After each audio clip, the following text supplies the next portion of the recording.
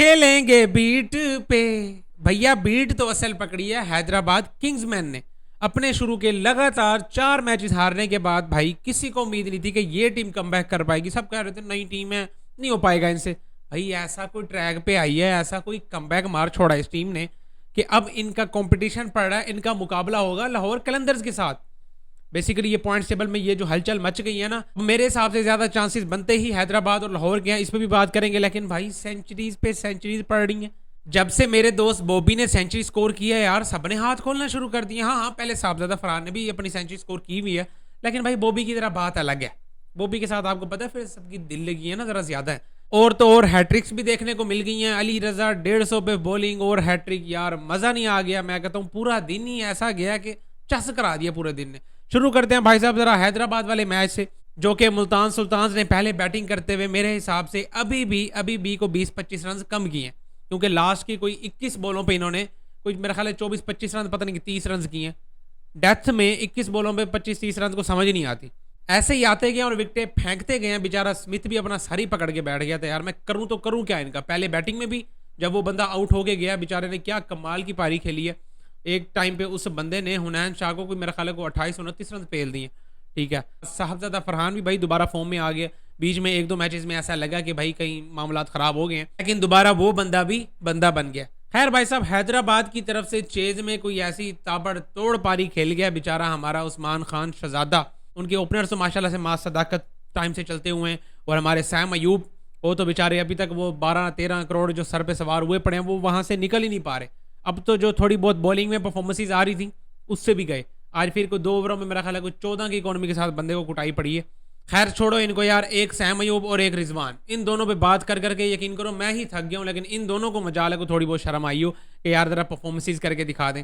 लेकिन जो बात है वो ये है कि उस्मान खान ने जो आज सेंचुरी स्कोर किया ना, पहले तो यार ये जो हैट्रिक बॉल पे आके शहजादा आउट भी हो गया और आउट नहीं भी हुआ, मतलब इतना कोई क्लियर एज था। लेकिन भाई साहब आज वो लिखवा के ही आया हुआ था कि भाई मैंने अपनी PSL की 4थी सेंचुरी लगानी, और ये वाहिद प्लेयर है मेरा ख्याल है जिसने 4 सेंचुरी, मतलब टॉप पे बैठा हुआ इस टाइम पे। मोस्ट नंबर ऑफ सेंचुरीज इस टाइम पे उस्मान खान के पास है। और यार लड़का क्या कॉन्फिडेंट लग रहा था, मतलब जब उसको पता चल गया कि भाई आउट तो मैं आज हो गया था लेकिन मैं नहीं हुआ, तो फिर भाई अब तो भाई अल्लाह के हवाले सर पे कफन बांध लो, ठीक है, चुप करके बल्ले उठाओ घुमाई जाओ। वही हिसाब किताब किया इस बंदे ने, और भाई 2-2 3-3 छक्कों के नीचे इसने बात ही कोई नहीं की।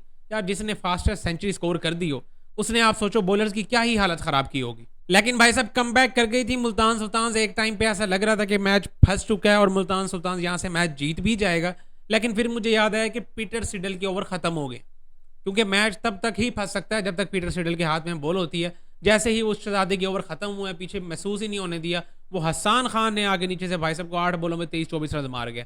नियाजी के बल्ले से भी एक कमाल का छक्का आया था, लेकिन भाई हसान खान ने नीचे से आके फिनिश करवा के दे गया। पहले भी एक मैच जितवा के बैठा हुआ है नीचे से भाई साहब। ये हसान खान और इरफान खान नियाजी की जोड़ी ये भाई साहब अच्छा तगड़ा फिनिशिंग टच दे रही है। और मैं फिर कहूंगा कि हैदराबाद भाई साहब ट्रैक पे आ गई है, और आज जो कराची वर्सेस लाहौर का मैच है वो डिसाइड कर देगा कि भाई साहब हैदराबाद का फ्यूचर क्या है। क्योंकि हैदराबाद के अभी 2 मैचेस पड़े हुए हैं, वो आराम सुकून से, क्योंकि उनके 8 पॉइंट्स हैं, वो 12 पे फिनिश कर सकते हैं। और सेम ही इस टाइम पे लाहौर कलंदर्स है। लेकिन अगर लाहौर कलंदर्स आज वाला मैच हार जाती है तो कराची के तो वैसे लगे ही पड़े हैं, लाहौर कलंदर्स के भी लग जाएंगे। फिर हैदराबाद बड़ी आराम सुकून से मेरे हिसाब से क्वालिफाई कर सकती है। लेकिन भाई अभी कोई पता नहीं है। नंबर 4 की पोजीशन पे फुल टाइम लड़ाइयाँ चल रही हैं।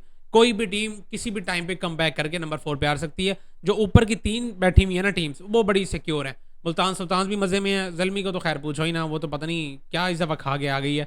और तीसरे नंबर पे इस्लामाबाद यूनाइटेड, अभी उनके 3 मैचेस पड़े हुए हैं, तो उनको भी कोई टेंशन नहीं है। टेंशन वाली बात सिर्फ नंबर 4 वाली ही टीम को है।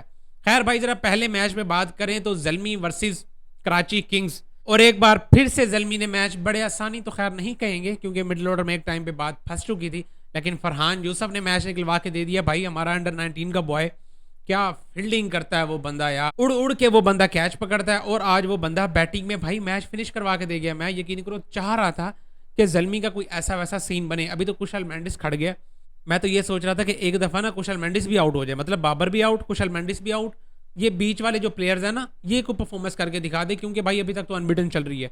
प्ले ऑफ्स में मसला पड़ेगा, प्रेशर इन पे भी थोड़ा बहुत आएगा, तो इनके जो सारे प्लेयर्स हैं ना वो फॉर्म में होना जरूरी है। भाई ऐसे फिर मसला हो जाएगा, हम नहीं चाहते इस दफ़ा ज़ल्मी के साथ कोई ऐसा वैसा सीन बने। लेकिन भाई एक अच्छा साइन ये है कि फरहान यूसुफ ने कोई अच्छी इनिंग खेल के दिखा दी है। बाकी चाचू भी है हमारे अभी मिडिल ऑर्डर में पड़े हुए हैं, और उसके बाद हमारे अब्दुल समद भी हैं, इवन कि ब्रेसविल भी पड़ा हुआ है। तो इनको भी भाई साहब ज़रा इनके भी हाथ शाथ खुलवा लो ताकि प्ले ऑफ्स में मसला ना पड़े। खैर भाई साहब, बाबर के फैंस तो ऐसे हैं कि एक मैच में बॉबी मेरे दोस्त ने सेंचुरी का स्कोर किया, बाबर के फैंस दोबारा जुड़ के बैठ गए हैं कि भाई बाबर आज फिर सेंचुरी करेगा।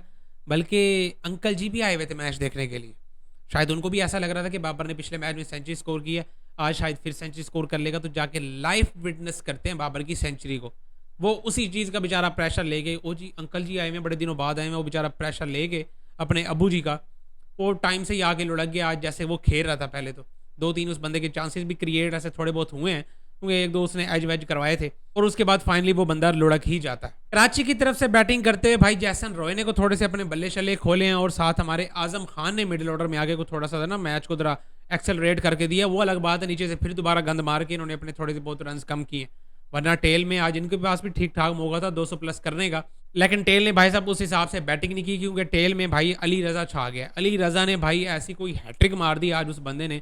एक तो वो शहजादा 150 पे बॉलिंग कर रहा है, मैं यकीन करो वो 150 लिखा हुआ देखना चाह रहा हूँ, लेकिन पता नहीं क्यों वो मीटर में क्या मसला है कि 149.1 149.2 बस इसी में बेचारा फंसा हुआ है। 150 पे क्लिक क्यों नहीं कर पा रहा यार।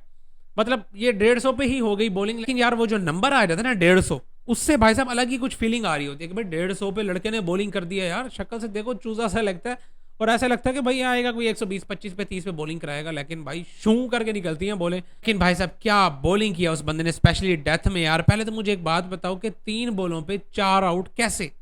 मैं बताता हूँ कैसे। पहले होता है एक वाइड बॉल पे रन आउट, तो एक आउट हो गया। उसके बाद आपको पता है अली रजा की जो हैट्रिक हुई है, 3 की 3 बॉलों पे जो उस बंदे ने डंडे डंडे डंडे करवाए हैं। सारे नए बैटर थे, टेल के बैटर से बेसिकली, और अली रजा ने भाई कुछ नहीं, सोचने वाली कोई बात ही नहीं थी भाई। अपना दूर से भागते हुए आओ, 150 पे बॉल कराओ सीधा यॉर्कर, और आराम सुकून से डंडे करवाते हुए। लेकिन जो ये हैट्रिक थी इसको मैं कम रेड कर रहा हूँ। ये तो आ गया ना, एक स्टैट्स बन गया कि अली रजा ने हैट्रिक कर ली है। लेकिन जो भाई डेविड वार्नर की किलियां उड़ियां ना यार, मजा सारा उसी विकेट में पड़ा हुआ। मतलब टेल में तो यार सारे लगड़ बगड़ बैटर थे, हैट्रिक भी हो गई, ठीक है नॉर्मल बात है।